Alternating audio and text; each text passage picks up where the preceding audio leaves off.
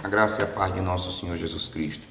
Meu irmão, você que está entrando agora e vendo esse vídeo, tenha paciência para você ver o vídeo até o final, porque senão você vai perder a revelação.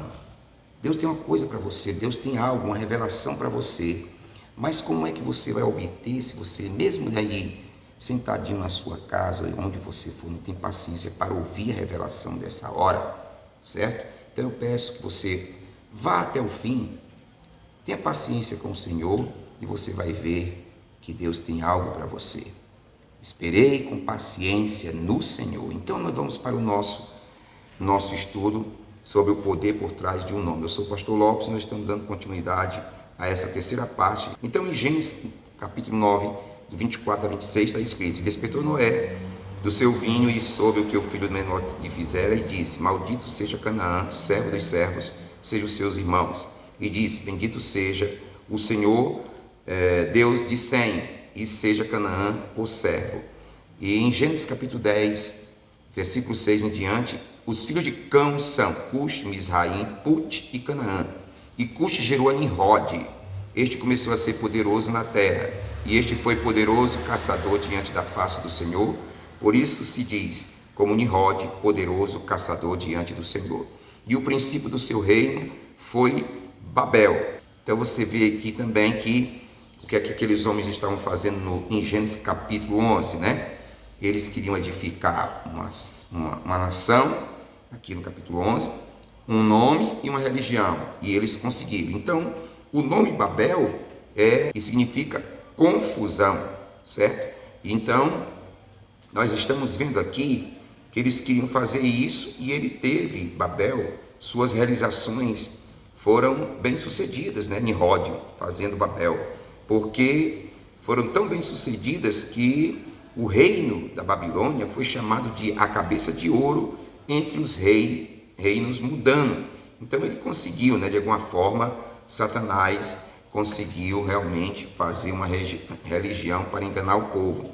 E a sua religião ganhou preeminência, e isso está provado, inclusive mesmo nas Escrituras, né? Em Isaías capítulo 14 fala sobre isso, e também no livro de Apocalipse capítulo 17 e 18, né? Então a gente pode ver aí que a própria história pode provar que ela invadiu o mundo, né? Com a sua religião e com seus ensinos, e Babilônia, ela é a base para todo o sistema idólatra, né?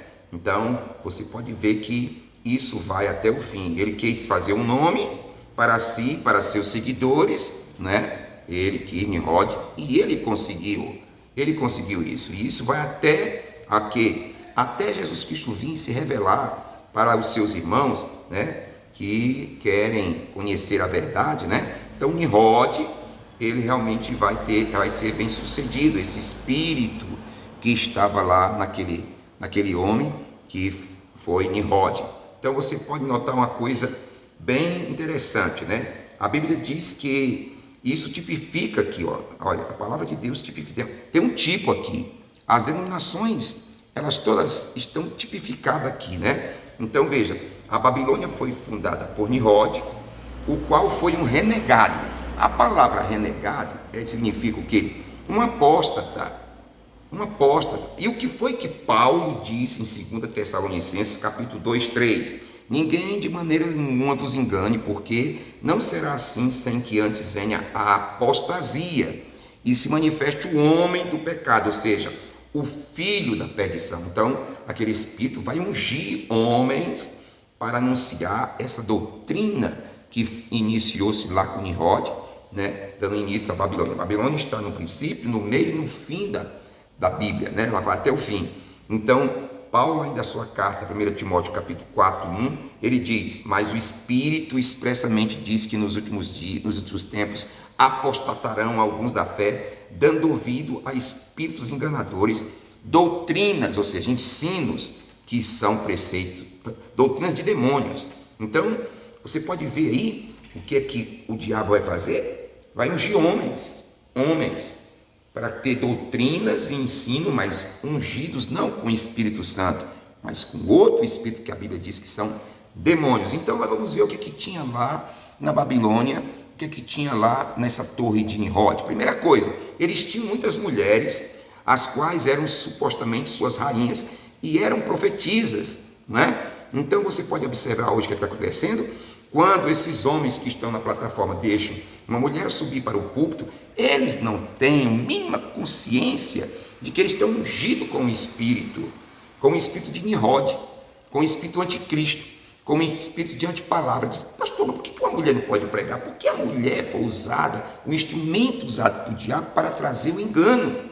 Ela foi enganada, e quando ela foi enganada, Deus disse para a própria mulher, disse, ó, por causa ouviste a serpente, né? Agora o teu desejo será para o teu marido e ele te governará. Paulo não ia dizer que a mulher não podia pregar, porque se Deus já condenou ali, ela tinha que ser governada pelo homem. E hoje as mulheres estão querendo governar. A igreja, ela é uma mulher. Não importa o que o homem macho, marido, diga que é Jesus, a igreja não vai ouvir, né, o lado masculino que é Jesus. Ela vai ouvir, na sua grande maioria, a mulher, que é a igreja.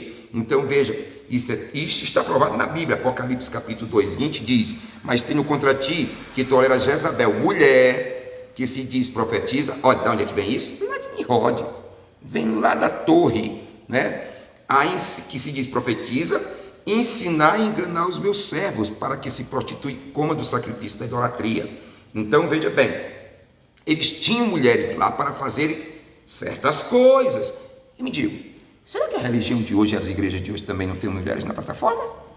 Tem. Mas agora isso vem da onde? Vê você, meu caro irmão, ministro, que está me ouvindo. Alerta que Jesus Cristo está fazendo para você, né? Agora você é livre para continuar tocando o seu barco, mas a advertência está feita. Então, veja bem, mulheres, primeira coisa, Nimrod, lá na torre, tinha mulheres como deusas e como sacerdotisa. Elas eram, segunda coisa, as pessoas que iriam ali para a Torre de Babel eram obrigadas a ir adorar, certo? Eram obrigadas.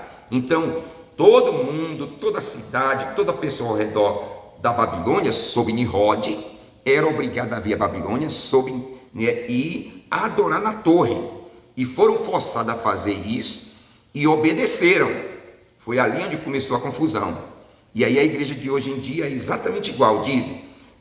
Se tu não assistir à escola dominical e se não fazer isso ou aquilo, vai ficar fora. Se você não for dessa igreja, disse daquilo, isso é Torre de Babel, isso é espírito de Nimrod, isso é anticristo, isso é antipalavra, viu? Então você tem que pagar dinheiro para que as pessoas façam isso e aquilo. Então veja bem, Jesus Cristo vem e diz, conhecereis a verdade vos libertará. Então ele já nos libertou disso. Você tem que estar em Cristo, você tem que estar na palavra, não importa. Deus não está no lugar físico, não. Deus está na sua palavra. E eu quero dizer para você, meu irmão, não fique aprisionado por desejo de homem.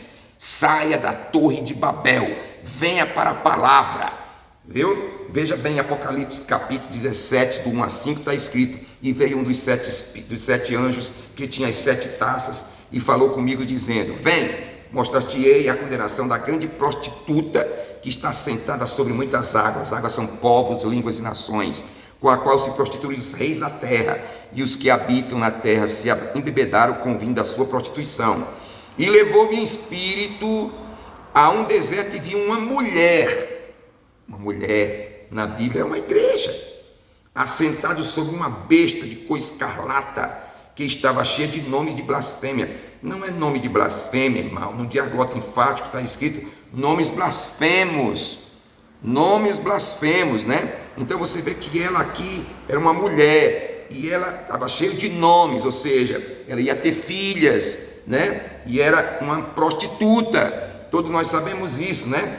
Você agora, veja bem, e isso, infelizmente, nós não temos nada contra quem está dentro da igreja católica, os irmãos que estão dentro das igrejas por aí. Nós combatemos o sistema satânico que está aprisionando os irmãos dentro desse sistema. Nós respeitamos católico, batista, presbiteriano, isso, mas o sistema tem te aprisionado. Almas que estão encarceradas. Mas vamos voltar para o nosso estudo aqui. Então esses nomes blasfemos são o quê? Olha, metodistas, batistas, presbiteriano, luterano, igreja católica, a mãe, igreja católica, as filhas, esses nomes que eu falei, né? Chamando-se de igreja, nomes blasfemos, né? Se chamam igreja de Deus e representando-se diante do mundo e, né, em reuniões, olha aqui, ó, reuniões de carta para jogar, reuniões bebendo, agindo indevidamente, jantares de sopa e tudo mais, está tudo misturado, e é festa, e é não sei o que mais e tal. Jesus Cristo disse: a minha casa será chamada casa de oração. Amém? Vamos para frente aqui. Então você está vendo aqui. Então Satanás ele vem aqui e vai enganar muitas pessoas até o dia em que Jesus Cristo vem. Nessa hora, Satanás fez um nome, deu o nome, as pessoas se afiliam àquele sistema religioso, aquela coisa, aquela igreja. E no entanto, veja bem, mas Jesus Cristo vem, revela-se a si mesmo, a seus irmãos, tá certo? Porque está escrito, existe uma profecia, irmão, uma profecia em Isaías capítulo 52, dos 5 a 7, que diz: agora, olha Deus falando aqui, agora que tenho eu que fazer, diz o Senhor, pois o meu povo foi tomado sem nenhuma razão. Os que dominam sobre eles dão uivo, lobos devoradores. Paulo fala na sua carta em Atos, diz o Senhor, e o meu nome é blasfemado incessantemente o dia todo, nomes blasfemos. Portanto, meu povo saberá o meu nome. Epa! Se Deus está dizendo nas suas escrituras aqui que o povo dele saberá o nome, ele vai revelar o nome pela qual importa que você seja salvo. Então veja aqui, ó, ele diz: pois naquele dia saberá que sou eu mesmo que falo, eis-me aqui, não é? Quão formosos são sobre os montes os pés dos que anunciam boas novas, que faz ouvir a paz, do que anuncia o bem, que faz ouvir a salvação, do que diz Sião, o teu Deus reina, ele reina. Então Paulo, sabendo disso, a profecia de Isaías vai se cumprir, chegou a hora. E Paulo, na sua carta a Hebreus capítulo 2, ele diz o seguinte, ó, dizendo, no versículo 12, dizendo, olha, vou ler do versículo 11, porque assim o que santifica como os que são santificados são todos de um, por cuja causa não se envergonha de lhes chamar irmãos, dizendo, anunciarei o teu nome a meus irmãos, cantar-te-ei louvores no meio da congregação. Agora você entende aqui o que Paulo estava dizendo. Jesus vem e ele revela o nome aos irmãos. Se você é irmão de Jesus, eu vou receber o nome, e é da família de Deus. Efésios capítulo 3, 14 e 15 diz: por causa disso me ponho de joelho perante o Pai de nosso Senhor Jesus Cristo, o do qual toda a família no céu e na terra toma o nome. Irmão, não tem como deixar, certo? O povo de Deus ser enganado. Não, irmão. Deus lá no Antigo Testamento, quando ele deu a lei para o próprio Moisés, ele falou uma coisa interessante aqui para mim, para que você possa ver que existe um lugar que Deus colocou o seu nome. Deuteronômio capítulo 16, do 1 a 6, está escrito: guarda o mês de Abibe e celebra a Páscoa do Senhor teu Deus, porque no mês de Abibe o Senhor teu Deus te tirou do Egito de noite. Então sacrificará a Páscoa do Senhor teu Deus, ovelhas, vacas, no lugar que o Senhor escolher, para ali fazer habitar o seu nome. Então vai ter um sacrifício aqui, uma libertação do povo, os povos saindo do Egito, desse Egito moderno. Mas você precisa saber onde foi que Deus colocou o nome dele, que é só ali que ele vai realmente aceitar o sacrifício. Ó, nele não comerás levedado, fermento, 7 dias nele comerá pães asmos, pão da aflição, porquanto apressadamente saíste da terra do Egito, para que te lembres do dia da tua saída da terra do Egito, todos os dias da tua vida. Não esqueça disso, quem liberta é Deus, sabe? Ele tira você desse sistema, e vem, ó. Levedado não aparecerá contigo por 7 dias em todos os teus termos, ou seja, fermento, pecado, também da carne que matarás à tarde do primeiro dia, nada ficará até amanhã. Não poderás sacrificar a Páscoa em nenhum lugar das tuas portas, hein? Das tuas portas que dá o Senhor teu Deus. Então Deus está dizendo aqui, ó, você pode ser batista, presbiteriano, católico, apostólico, sei lá o que, você pode, ter as suas portas, sua religião, mas ele diz no versículo seguinte, ó, né? Não poderá sacrificar nas tuas portas. Tem muita gente querendo sacrificar o cordeiro nas portas dele, porque Jesus disse que eu sou a porta. Olha a porta ali onde que é, né? A porta é Jesus. E agora vem, senão no lugar que o Senhor teu Deus para fazer habitar o seu nome, um lugar do sacrifício, um lugar que ele porá o nome e no lugar que ele aceitará o culto, no lugar que ele aceitará a adoração, não é? Ali sacrificará a Páscoa à tarde, ao pôr do sol, no tempo determinado da tua saída. Então diz, ele chama agora, ó, sai dela, povo meu, sai da Babilônia, sai desse sistema e traz para você, revela o nome dele, sabe? Para que você possa ir aonde? Olha, Apocalipse capítulo 19, do versículo 17 em diante diz, regozijemo-nos e alegremos e demos glória, porque vindas são as bodas do Cordeiro e já a sua esposa se aprontou, ou seja, a sua noiva se aprontou e foi-lhe dado que se vestisse de linho branco, fino, puro e resplandecente, porque o linho fino são a justiça dos santos.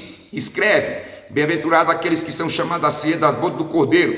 E diz, estas são as verdadeiras palavras de Deus. E vi o céu aberto, e eis um cavalo branco, e o que estava sentado sobre ele chamava-se, olha, tem um nome, fiel e verdadeiro, e julga e peleja a justiça. E os seus olhos eram como chama de fogo, e sobre a sua cabeça havia muitos diademas, e tinha um nome escrito, que ninguém sabia senão ele mesmo. Então, só quem sabe o nome de Deus é Deus. Então, veja bem, por isso que ele perguntou a Pedro, Pedro, quem dizem os homens que eu sou? Quem dizem? Né? Aí diz, tu és o Cristo, Filho de Deus vivo. Então, ali dentro de Jesus tinha o quê? O nome, que você está vendo aqui em Apocalipse, ó, tinha um nome escrito, que ninguém sabia senão ele mesmo, e estava vestido de uma veste salpicada de sangue, e o nome pela qual se chama é Palavra de Deus. Eita, coisa boa! E seguiam-no os exércitos no céu, em cavalos brancos e vestidos de linho fino, branco e puro. Oh, coisa boa, né? Maravilhosa. E vamos continuar, irmão. Tenha paciência, vá até o fim para você ser abençoado. Então veja bem, ó, o filho sempre toma o nome do pai. Então quando Jesus veio aqui à terra, tá certo? Ele veio trazendo o nome do Pai, o nome aonde Deus colocou para ser adorado, não é? Jesus disse, eu vim em nome do meu Pai e vocês não têm me recebido.